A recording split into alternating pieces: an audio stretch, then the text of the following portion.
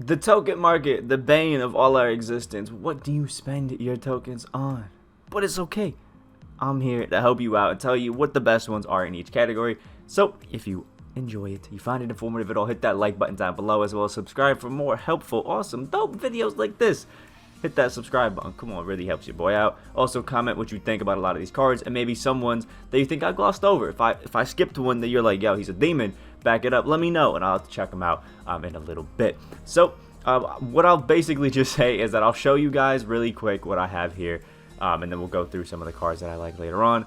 I'll probably only tell you guys the diamond, pink diamonds, and galaxy opals, and maybe the amethyst, and I'll just show you guys who I've redeemed, which is kind of everybody for the other ones. So when it comes to the emeralds, these are all of the cards that I've kind of picked up. I've just tried out. They've had XP with them throughout the seasons and stuff like that, but none of them are really too big of a deal. They're not really what you're looking for. I mean, at this point, really nobody runs emerald cards unless they absolutely have to in some sort of limited, so nothing really special there. All the sapphires, here they are again. There were some really good, really fun cards when they first dropped in the year, but at this point, there's really no point in using them. Like, I remember this Deshaun Stevenson, still kind of a beast, it could be fun and limited.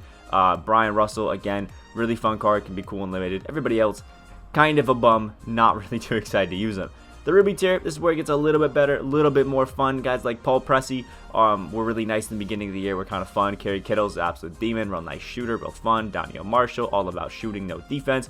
And everybody else, besides maybe a Reggie Williams, who's pretty good, is meh. And now we have the amethyst tier, where there are some, I think, okay, some solid cards. First off being this DeJounte Murray. Pretty fun, pretty nice card, all around solid amethyst that does everything that you need. Got the defense, got the shooting, got everything, you know, a little bit of a three ball, you know. I like him. I think he's fun. I think he's a cool card. Then everybody else is kind of trash. Dave the Busher can be fun, but everybody else is pretty old, pretty kind of outdated, and there's really no reason to use them. Yeah, like Kenny Anderson, no. Like Christian Leitner, no. Yeah, the only one that I'd say you really should get is DeJounte Murray. Got that clamps. Even the Joakim Noah's in there right now. Not really a W. Then when it comes to the diamond tier, here are all of the ones that I've personally picked up and have some fun with, and there's a lot of them that I've done only for the XP. And out of the ones that I've picked up, the only one that I recommend that you go ahead and get is Malik Beasley. Really fun, really good card. He's a nice kind of two-way shooter, I guess, you know, 3-and-D kind of guy. I guess that's the term you'd use, right? Got really good three-point shooting. He can dunk a little bit. Got a nice playmaking, good defense. He's got a good jumper. He's fast. Got a good bit of Hall of Fame badges. Is an all-around, just really, really fun card. There's a lot of things really well that I think is pretty nice to use. And I think there may be some other ones over here in the diamond that I haven't picked up yet that could be okay. I lied. All these are kind of trash. Tyson Chandler is good if you're not looking for a center that can shoot, you know, a back to the basket guy that only plays defense. You know, Tyson Chandler fits that, can have some fun with. Caron Butler, I absolutely hate his jumpers, so he's not fun. And Devin Booker, you have to add clamps to because his defense is terrible, so there's not really used to it. That's kind of it for the diamond tier. Only two cards that I would say are okay, depending on what your needs are. The pink diamond tier, most of the ones that I have picked up, I can tell you confidently, are pretty average. I'll show you them right here into the pink diamond rewards. We got Jermaine O'Neal, Maurice Lucas, David Thompson, Nate Thurman, Bobby Jones, Kiki Vandeweghe, things like that. And I'll say Bobby Jones and Kiki Vandeweghe are good, but I really don't recommend getting them anymore. Like, if you wanted to pick them up with your tokens and you didn't want to get absolute trash cards, like you're moving up to the opal tier, and you just wanted to get the best, you know, options available, Bobby Jones is probably one of them that I'd say is actually really solid. Got good defense. Offense is pretty lackluster, I will say that. Got jump shot for it, but not bad. Kiki Vandeweghe is a nice 6'8" guy. Doesn't have the greatest of defense, but his shooting's pretty nice. Actually, kind of godly. Everything else is a little bit kind of below average, and you'll notice that. But his shooting is the one thing that kind of shines out. And then for the other guys in that wonderful pink diamond tier, we got Kevin Johnson, who was just recently added. He's a 6'1" PG, so not really a guy that I think a lot of you guys are looking for to have fun with. But he does have a nice 94 midi and 3-point shot. Like, you know, that's not bad. It's not terrible. You know, you got some good dunking in there with a 97, which is looking pretty alright. You got some good playmaking. You got some good defense. You got a lot of speed in there with 97s and everything. We got a lot of Hall of Fame badges. We got 36 there, 17 gold. He's got jump shot 31, which is the, you know, Moses Malone, Eddie Jones, you know, Jason Richardson jumper, which is pretty good. I'm not going to lie. He's got a curvy slide. He's got some good things. They juiced him up because he's short. But let's be honest, he's probably one of the best options that you have, but he's kind of a garbage human being. look up the stories to know what I'm talking about. And just all around, there's so many good out of position point guards, things like that I don't really see using. Like, imagine running this Kevin Johnson and then having a Draymond Green come up against you at PG. It's not going to be a fun time. Other guys that are okay is this Harrison Barnes. This pink diamond is actually kind of a demon, man. 6'8", 99 offensive overall, 98 defensive overall, and one of the few guards I can say you will not have a bad time running. He's a great small forward. He doesn't really have a post game, but he's got some good shooting, 87 midi, 92 three-point shot. He's got his Harrison Barnes jumper on very quick, which is nice. He can dunk, he can curry slide. He's got great playmaking. The defense is pretty good on the perimeter, but the interior is a little bit low. He can rebound well, and he's fast. He's got 31 Hall of Fame badges. All of them kind of cover the thing that you would need. You know, the defense, the finishing, the shooting with that deep threes. Like, all around is actually a pretty solid card. It's kind of crazy because, you know, Harrison Barnes hasn't really been all that great in the league for a while, but you know, I can actually say confidently that I don't mind this Harrison Barnes card, and he's actually pretty good. I ranked it pretty highly in a lot of tier lists as well, so it's going to be pretty nice. Got a shout out for it. This Charles Oakley, I know, is a card that looks pretty solid, but I'm personally not a fan of the Charles Oakley jumper. There's also now an Opal that's out, which is better than this pink diamond, but this pink diamond still isn't bad. If you're looking for kind of a more, I guess, just all-around feeling kind of power forward, you know, good defense, good speed, good rebounding, can kind of shoot a little bit if you get used to the jumper. A lot of Hall of Fame badges, and just kind of like, yeah, maybe that jack of all trades guy that you throw in, the glue guy to do a little bit of everything here and there. You know, Charles Oakley can play that, but again, like I said, he doesn't really have the greatest of jumpers, so you're going to have to kind of pick and choose what you're going to be using in that, so it's kind of there. And this Marquise Johnson sucks cheeks. So anyway, now we have the Galaxy Opals here. This is one that's a little bit interesting. I do have 2 Opals redeemed, which I assume, or I think, are the best Opals that you guys should be picking up because they've dropped recently, and I'll show you those are. And Wally Szczerbiak, the one from this season, gameplay out on the channel. I will link that in the description down below. And this card is absolutely gorgeous, man. Wally Szczerbiak is great. He's got jump shot 16 on very quick. He's a nice 6'7" shooting guard, which is going to be amazing. He doesn't have a post game, but oh my god, man, the shooting is godly. It was just greens after greens after greens after greens with Wally. He can dunk on everybody. He can play make well. He got the curry slide. The defense is a little bit lackluster, I'm not going to lie. That 77 interior I would love to see higher, so if you can add a Kobe defensive Grinches, that'd be beautiful. Really would help you out. The rebounding's great. He's got 92 speed, speed ball, and acceleration, all of which are pretty nice there. And we have 39 Hall of Fame badges, which are all obviously looking real good. He's got basically anything to cover everything, which is pretty nice. Just an all-around super solid and super fun card.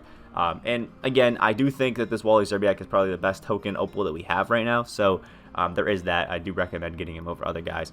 But the Steve Smith is actually really good. I view him as a slight step down from Wally, but if you have used any Jimmy Butler card, you've used the Steve Smith. You know, he's got jump shot 22 on very quick. He's got the curry slide. He's got the Pro 3 behind the back. He's got a good 94 median three-point shot. He can dunk really well. He's got a good playmaking, good defense, rebounds. He's got speed, and he's got a lot of Hall of Fame patches as well. I've also done a gameplay on this card as well.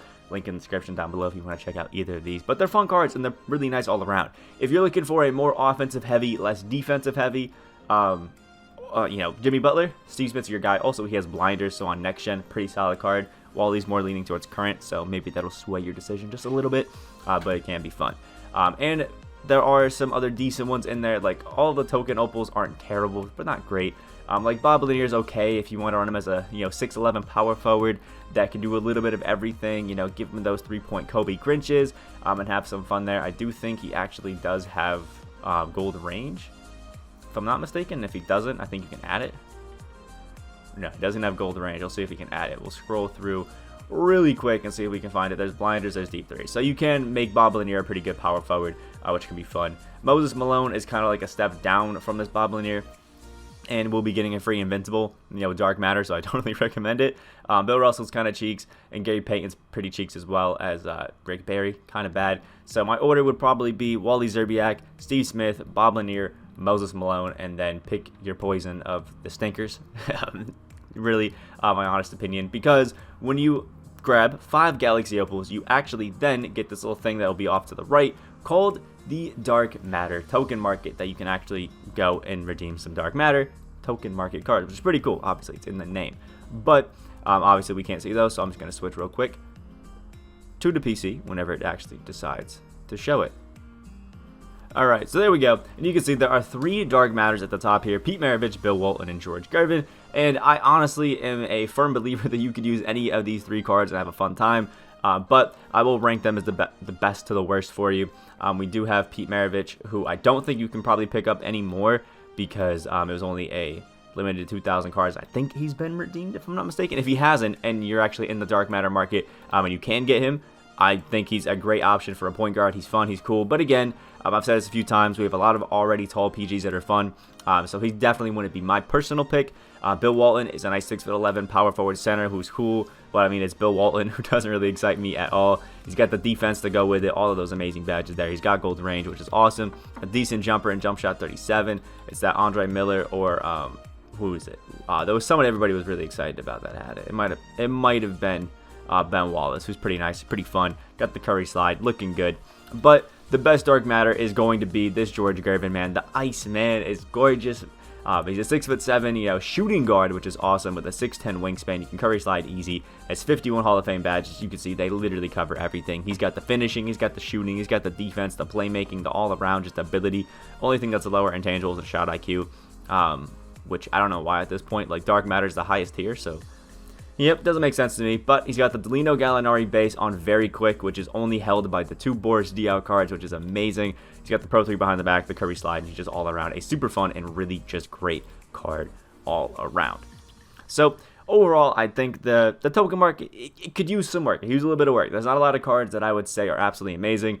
Usually every single year 2K waits to the end of like the 2K life cycle, and then they just chuck a lot of token market cards there. So my honest recommendation would be just save a lot of your tokens. I mean, I've spent a lot of mine just because I like to pick up the new ones for gameplays, but other than that, there's really not too much use in it, and a lot of people aren't even really excited. So if you don't want to wait that long, there are some cool things in the token market, inside the token market, that you can actually go ahead and get to have some fun with. I mean, if you wanted to, you could spend 5 tokens and get a gold or Ruby Coach and 5 gold shoes. That's really not too worth it in my opinion.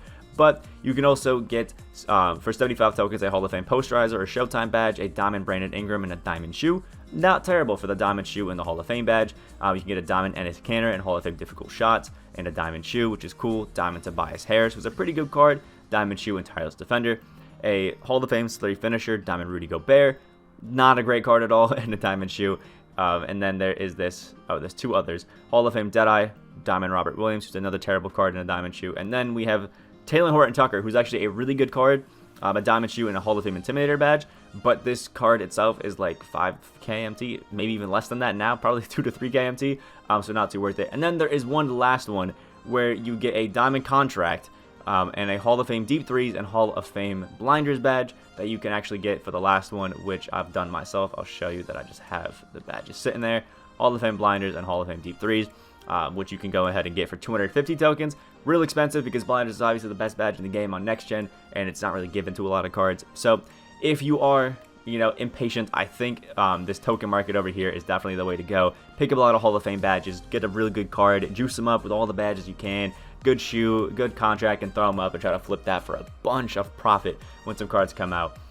Because you really can make a killing there. So if you are impatient and you don't want to wait for all the other things, I think the token market, where you can actually spend your tokens on those packs, is a lot more worth it than the actual cards themselves. So let me know what you guys personally think. Overall, I think the token market has been an absolute flop this year. It was not great in 2K20, but in 2K21, absolutely terrible and a huge disappointment, at least in my opinion. Let me know what you think about it down in the comment section below. Like the video if you guys did enjoy or found it informative as we got on throughout, and subscribe if you are new to the channel. We are on that road to 10K subscribers. I hope you have a great rest of your day, and I'll see you in the next video.